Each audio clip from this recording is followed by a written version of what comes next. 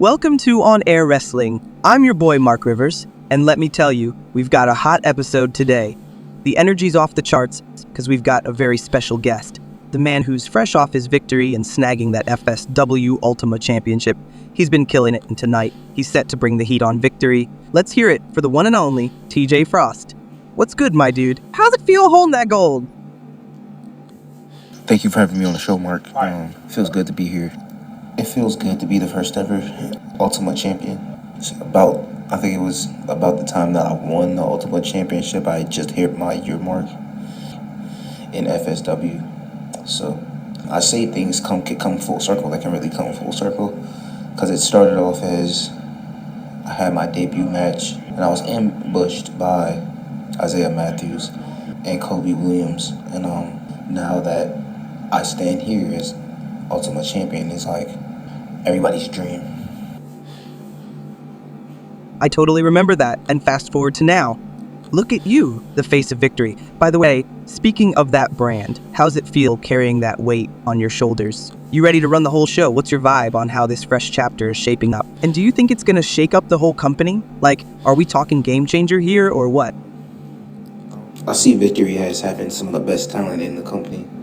We set the new standard with our debut show. We, paved the way of what real competition in FSW should look like. Management basically took the best in each brand and they called up some new faces to shape up the foreground of FSW. And now everybody loves tuning into Victory. We have a lot going on and more to come. In regards to you, holding the top title means you're basically the face of Victory now. What kind of pressure does that throw on you, and how do you keep it all together? You feeling it, or is this just another day in the life for TJ Frost? Being the face of Victory is it's a bit, like you said, it's a pressure.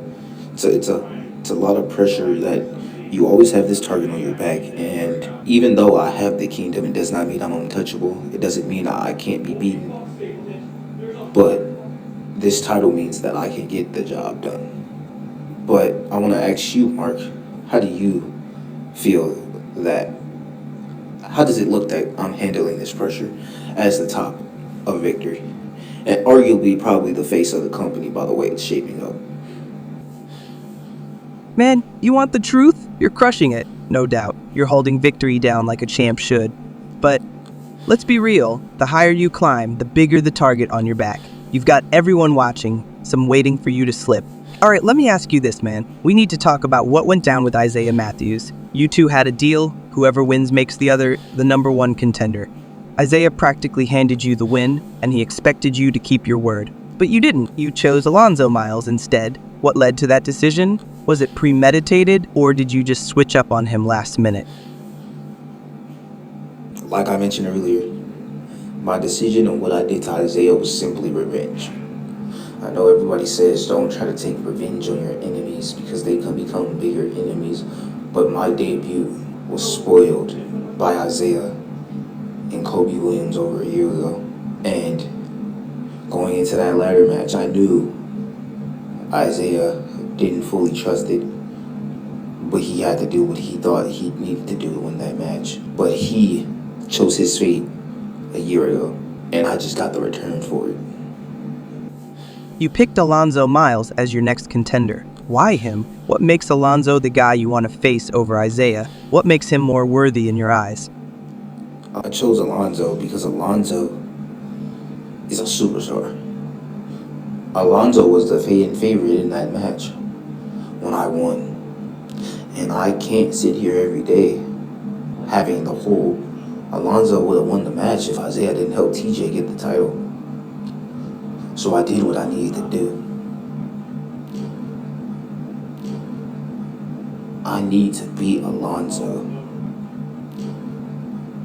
Not because I want to, because I need to make sure everybody knows who the hell TJ Frost is. See, Mark, I've always had this thing where I don't like having help when I win. This was the one exception. And now I have to prove that it was just a matter of business and I can win without help.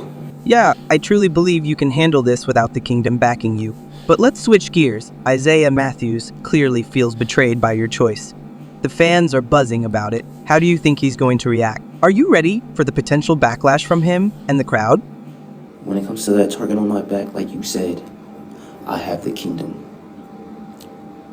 So as long as I got them, there's no such thing as being worried about the target.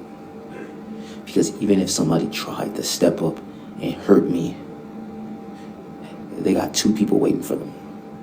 I am playing chess while everybody else is playing checkers, Mark. I want you to know that. Nobody is thinking like me. People think they're steps ahead of me. Nah, I'm always 10 steps ahead. So, Alonzo, I know you're watching. I'm gonna keep saying this. Make sure Maya and make sure Razor stay in their lane. You keep this between me and you, or I'm gonna make this more than me and you. Alright, TJ, let's just get straight to it. There's been a lot of talk that the kingdom was behind your decision. People are saying this was all part of some master plan to push Isaiah out. Can you clear it up? Was the kingdom involved in you choosing Alonzo over Isaiah? Do you really think, Mark, I would need the kingdom to make a decision like that? I made that decision by myself. The kingdom didn't know. Drea didn't know. Ray didn't know. Hell, our third member didn't know. But what I will say is that they were shocked. They didn't see that coming. How many members are there in the kingdom? Is Aries Santiago also part of that group? There are 4 members of the kingdom currently signed to FSW, which not a lot of people know, but there is 4. Just how do you feel about it that we're across 3 shows? Honestly, your crew is everywhere. Out of all the factions in FSW, you guys are all over the place. Every brand has one of your people repping the faction well, except for Maximum. But even then, Anthony Raygon's holding it down as Ray's big brother. It's like you guys have locked down FSW, just like Ray said. The whole squad's out for all the gold. It's crazy to watch. And with Aries becoming a member of the kingdom while his time in FSW, we haven't been really there to help him here, but things happen. Aries can handle himself. How do you see these next few months going? Not even talking about me, we're talking about all the other brands, Nemesis and Revolution. Man, the next few months, it's gonna be wild, especially with unfinished business right around the corner. All 4 brands are heating up, storylines are crossing over, you've got power plays, betrayals, titles on the line. We also getting Festival of Fear, the first ever I see in PLE. That's gonna be a blast. Man, I gotta ask, with the way things went down, there's gotta be a lot of heat in the locker room. Plenty of guys probably feel like you stepped over the line, maybe even broke the unspoken code. What do you have to say to those guys, especially the ones thinking you sold them out? Let me ask you a serious question, Mark. Let me ask you a serious question. Do you really think I give 2 flying fucks about what they think in that locker room? Ever since day 1, I wasn't treated like a member of the roster. I had to earn that. My first night here, I wasn't in the locker room. I was getting dressed in a supply closet. So all them people in the back, the men, the women, the production team, I don't give a fuck, Mark, what they think. But I'm gonna ask you this, Mark. What do you think they're thinking? Huh? What do you think they feel about me betraying this so-called code we have? Because that code that y'all think exists doesn't really exist. That's for publicity, to make them look good. Y'all don't know what goes on in that locker room. So, Mark, tell me in your own words, what do you think all about all this? Look, everyone's out here to make their mark, right? It's a dog-eat-dog world. If you're not pushing boundaries, you're getting left behind. I wouldn't lose sleep over it. You've got to do what it takes to stand out in this business. So, you've made your move and set the tone for how things are going to be now. What's your message to the rest of the FSW roster after pulling a stunt like that? You think they're ready for what's coming? You know what, Mark? I do have a message for the FSW roster. Let me tell all you in the back. I'm talking to all the wrestlers in the back right now. This is, with the exception of, my Kingdom family, my boy Damian Styles, all the people who support me, even Alonzo, because me and Alonzo, this match, we're not beefing. This is strictly business. So he's cool too, but let me talk to everybody else. All of you in that back are hating on me. You don't think I deserve to be where I am because you're not me. You're not TJ Frost. Because you're in catering, eating on burgers and fries and sandwiches. Hey, I love burgers. While I'm in the ring, doing what I do best. And that's getting the job done. So while I've become the face of Victory and slowly becoming the face of FSW,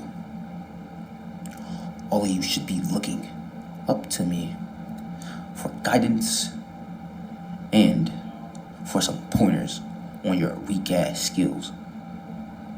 All right, so looking ahead, what's next for you in Victory? Can the fans expect some fire coming their way in the next few weeks? You got any teasers you can drop for us about matches or storylines that'll blow our minds?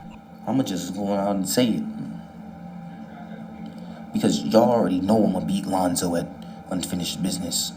So after I beat Lonzo at Unfinished Business, after I take care of business, there's only one thing that I've always needed to do. Following my match with Lonzo, the next pay-per-view right after that will be a one-on-one between TJ Frost and Isaiah Matthews, because I never said he'd never get a shot. I just needed to take care of what I need to do. So Isaiah, you can have that little stick up your ass, because I'll be seeing you soon, buddy. Thanks for being here, TJ. It's always a blast getting the inside scoop. Best of luck with that title. Can't wait to see how it all plays out in Victory. How do you think I'm doing as champion, huh? Have I lived up to the hype? Have I lived up to my name? Well, you're definitely a great heel. I'll give you that. I think you've got what it takes to be the champion of this brand, no doubt. But we're out of time for now. We'll see more of you at Unfinished Business. You know what? Thank you, Mark, for those, answering questions for me. But it seems like my time here is coming to an end. Thank you for having me on the show. It was a pleasure being here, because I know not a lot of people get the opportunity to sit here and have this conversation with you. So I greatly appreciate it. And Thank you very much, TJ Frost, for being here. Till next time, I'm Mark Rivers, and remember, stay loud, stay wild, and always keep it real. Good night, everyone.